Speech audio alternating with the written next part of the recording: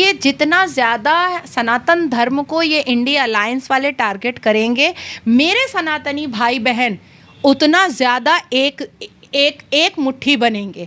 और मैं ये भी बता देना चाहती हूँ कि राम मंदिर बन रही है, 22 जनवरी 2024 को वहाँ उद्घाटन है, मोदी जी जा रहे हैं। भगवान राम की घर वापसी के लिए सारे सनातनी भाई तो बहुत उत्तेजित हैं, मैं भी बहुत उत्तेजित हूँ, लेकिन क्या हमारी हिंदू बहनें माँ सीता बनने को तैयार है और अपने अपने अब्दुल को छोड़ने को तैयार है? दीदी, हम लोगों ने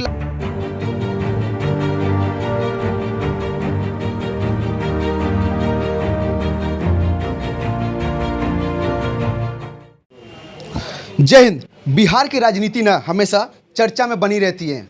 आपको बता दें, जब आरजेडी की सरकार थी आज से बहुत साल पहले, तब भी चर्चा में थी। जेडीयू की सरकार आई तो भी चर्चा में थी। जेडीयू बीजेपी की गठबंधन की सरकार थी तो भी बिहार चर्चा में था। और अभी जेडीयू और आरजेडी का गवर्नमेंट है ना, तो भी चर्चा में है। और अभी का चर्चा में रहने का कारण क्या है जानते हैं? महज आज से कुछ दिन पहले ही एक छुट्टी डिक्लेयर किया है बिहार के मुख्यमंत्री नीतीश कुमार जी ने। एक विशेष वर्ग के लोगों के लिए ना छुट्टी बढ़ा दिया गया है और हिंदू धर्म के जो लोग हैं ना, उनका छुट्टी कमा दिया गया। इस विषय में चर्चा करेंगे। हमारे साथ उपस्थित है अधिवक्ता नाजिया इलाही खान। दीदी, क्या कहिएगा? वो खुद हिंदू होकर और हिंदू के त्योहारों का छुट्टी घटा दे रहे हैं। वो तो शुक्र है भगवान का, भगवान राम का, कि 9 साल से आप लोगों को भी एहसास हो रहा है कि आप लोग सनातनी हैं। नहीं तो 12 साल से इस पश्चिम बंगाल में भी मुख्यमंत्री सर पे दुपट्टा रख कर के पॉलिटिकल वेंडेटा ईद की नमाज में निकालती चली आ रही हैं, और कोई मीडिया उनसे ये नहीं पूछता है कि इस्लाम इस बात की इजाज़त देता है या आपका सनातन धर्म, आप ब्राह्मण घर की औरतें इस बात का इजाज़त देता है। आपने तब भी मुद्दा नहीं बनाया जब बैंगलोर में इंडिया अलायंस गठबंधन का 28 माथा के रावणों ने जब चंदन का टीका लगाने से इनकार किया था। आपने तब भी इस बात पर सवाल नहीं उठाया कि आखिर ऐसी क्या बात है कि पटना धीरे धीरे, बिहार धीरे धीरे क्राइम की जगह फिर से बनता चला जा रहा है। आपने तब भी सवाल नहीं पूछा कि आखिर ऐसी क्या बात है कि बिहार में जो नीतीश आज लालू के गुण गाते नहीं थक रहा है, उसी ने ये बताया था और वोट लिया था लोगों से कि हम पूरे बिहार को चेंज करेंगे जब लालू प्रसाद यादव की गुंडागर्दी बंद हो जाएगी। आप लोगों ने तब भी नीतीश कुमार पर आवाज़ नहीं उठाई जब वो विधानसभा के अंदर बैठ करके महिलाओं का चीरहरण कर रहा था और सेक्स एडुकेशन की आड़ में अपने मुंह से अश्लीलता का लार टपका रहा था। तब भी पूरे भारत के युवा खामोश रहे। शुक्र है भगवान राम का कि एक ऐसा भारत का प्रधानमंत्री श्री नरेंद्र दामोदर दास मोदी आया है जो सनातनी युवाओं को ये एहसास दिलाया है कि वाकई में आप सनातनी हैं और भगवान राम भी है कुछ। अदरवाइज सब तो चुप ही रहते थे। और देखिए, अगर ऐसा एहसास होता है, बिहार की राजनीति को अगर ऐसा एहसास होता है, इंडिया अलायंस की राजनीति को अगर ऐसा एहसास होता है कि 6% सुन्नी मुसलमानों के वोट से उनकी ईद की छुट्टी बढ़ा करके और सनातनियों और हिंदू धर्म की छुट्टी को घटा करके वो 6% आने वाले 2024 में 6% वोट सुन्नी मुसलमानों का बिल्कुल अपना निर्णय और एकदम मजबूत कर सकते हैं, तो मुझे कोई आपत्ति नहीं है, बिल्कुल भी आपत्ति नहीं है। दीदी, कहीं ना कहीं आपको नहीं लगता कि इस प्रकार से उच्छल राजनीति करके वो एक हिंदू जाति धर्म के जो भी लोग हैं ना, एक विशेष लोग के लिए वो लड़वाना चाह रहे हैं ताकि बिहार में एक दंगा हो, क्योंकि सामने 24 में इलेक्शन है? तो ऐसा आपको नहीं लगता है कि वो जानबूझ के ऐसी राजनीति कर रहे हैं कि लोग आपस में लड़े, कटे मरे?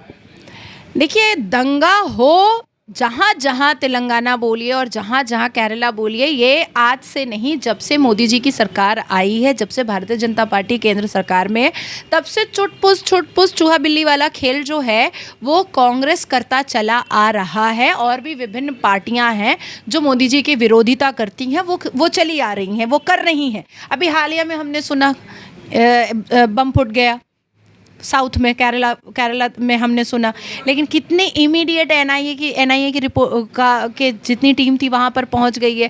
तो ये चीज़ तो पाकिस्तान को भी पता है कि अब अजमल कसम हम भारत में नहीं भेज सकते। ये चीज़ भारत को भी पता है कि हिंदुस्तान तेरे टुकड़े होंगे इंशाल्लाह, अब हम नारा नहीं लगा सकते हैं।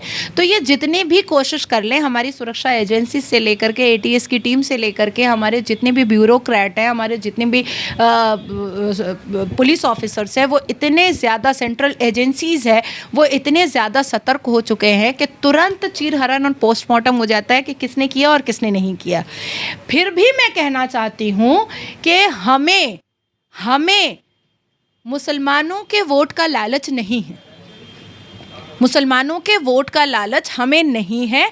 ये पहले देखें कि दोबारा 24 में आने के बाद भी, क्योंकि 2 टर्म ऑलरेडी भारत के प्रधानमंत्री जी का हो चुका है, तो ईदी योजना आई ना, हज यात्रा में मुसलमानों को ही तो फ़ायदा मिला ना, सीखो और कमाओ योजना आई, कारीगर योजना आई, ये सब किसके लिए आया? और बाकी जितनी योजनाएं आई, ये तो स्पेसिफिकली मुसलमानों के लिए आया, लेकिन बाकी जितनी योजनाएं आई उसमें भी मुसलमानों का बराबर का हक था। तो 6% वोट सुन्नी मुसलमानों को अगर ऐसा लगता है कि हम इंडिया अलायंस को वोट करेंगे, या इंडिया अलायंस को अगर लगता है कि 6% मुसलमान वोट मेरा फिक्स हो जाएगा, हम लड़ाएंगे, ये करेंगे, वो करेंगे, तो इससे फ़ायदा हमारा है भाई, इससे फायदा मोदी जी का है। भारत के 82.7% सनातनी एक तरफ हो रहे हैं और वो अपने आप को बिल्कुल भी किसी भी धर्म के आधार पे नहीं बांट रहे। वो ये नहीं कह रहे कि अच्छा तुम धोबी हो, वो कह रहे नहीं हम सनातनी है। वो नहीं कह रहे कि अच्छा तुम कुम्हार हो, वो कह रहे नहीं हम भी सनातनी है। वो नहीं कह रहे कि अच्छा तुम ब्राह्मण हो, तुम क्षेत्रीय हो, कह रहे नहीं हम कुछ नहीं है, हम सिर्फ सनातनी है। तो इससे क्या हो रहा है कि एक जज्बे वाली कौम से लड़ने के लिए सारे सनातनी इकट्ठा हो गए हैं और भारत के 82.7% सनातनियों का अब एक लक्ष्य है कि 3rd टर्म और इकोनॉमी 3रे पोजीशन पर, और भारत के प्रधानमंत्री मोदी जी दोबारा।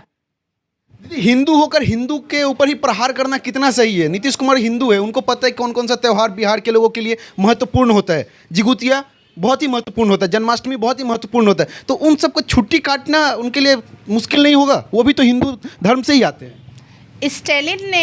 स्टेलिन के पुत्र ने सनातन धर्म को डेंगू मलेरिया कहा था, और माँ का नाम दुर्गा है। माँ का नाम फातिमा रख देना चाहिए, माँ का नाम ज़ैनब रख देना चाहिए था। तो हमारे देश में बहुत ऐसे हिंदू हैं जिनको अपने हिंदू और सनातनी होने पर घृणा आती है, बहुत ऐसे हिंदू हैं। और इसी की वजह है, लेट मी फिनिश, इसी की वजह है जब योगी आदित्यनाथ जी ने कहा था कि कोई अपने व्हीकल पर हिंदू का पोस्टर लगा करके नहीं घूमेगा, तो सनातनी भी गुस्सा हुए थे थोड़ी देर के लिए, पर बाद में उनको समझ में आया कि कुछ ऐसे भी हिंदुओं की मेजॉरिटी थी जो हिंदू धर्म में होने के बावजूद भी घृणा करते थे। लेकिन अब धीरे धीरे वो मात्रा भी कम होती चली जा रही है, क्योंकि मैं तो भारत के हर एक राज्य में जाती हूँ, मैं तो हर जगह सबके साथ बैठती हूँ। तो ये जितना ज़्यादा सनातन धर्म को ये इंडिया अलायंस वाले टारगेट करेंगे, मेरे सनातनी भाई बहन उतना ज़्यादा एक मुट्ठी बनेंगे। और मैं ये भी बता देना चाहती हूँ कि राम मंदिर बन रही है, 22 जनवरी 2024 को वहाँ उद्घाटन है, मोदी जी जा रहे हैं। भगवान राम की घर वापसी के लिए सारे सनातनी भाई तो बहुत उत्तेजित हैं, मैं भी बहुत उत्तेजित हूँ, लेकिन क्या हमारी हिंदू बहनें माँ सीता बनने को तैयार है और अपने अपने अब्दुल को छोड़ने को तैयार है?